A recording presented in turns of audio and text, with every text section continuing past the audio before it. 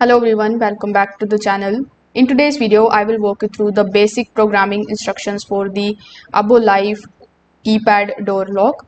So first of all, you need to make sure that the door is open and it should also be unlocked. Afterwards, you just have to simply press the enter button or the arrow button on the keypad, and you should hear a confirmation beep indicating that the lock is ready to receive a programming command. Now, AboLife programming functions are typically accessed by pressing the unlock button or this particular button over here. So this is the enter button. Now, first of all, in order to create the new user code, you just have to simply press the enter button, and then you just have to press 2, and then you just have to press the enter button again. Afterwards, you just have to start entering the new user code and follow the prompts in order to save it.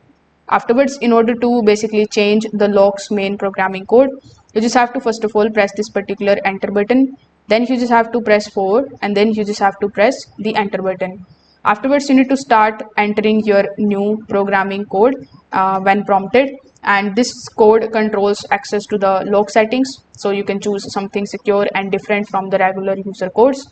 Now, if you want to remove the stored user code from and you want to start over, again you need to press the enter button, and then this time you just have to press 3, and then you just have to simply press the enter button. So the lock will erase all the user codes from the memory after doing this, and this is useful when you are moving into a new home or when you are changing who has access the to the priority. So that's how you can basically program it. You can basically add the user code, you can delete the user code, you can change the programming code. So that's how you can do it. If this video helped you out, make sure that you like this video and subscribe to the channel. Thanks for watching.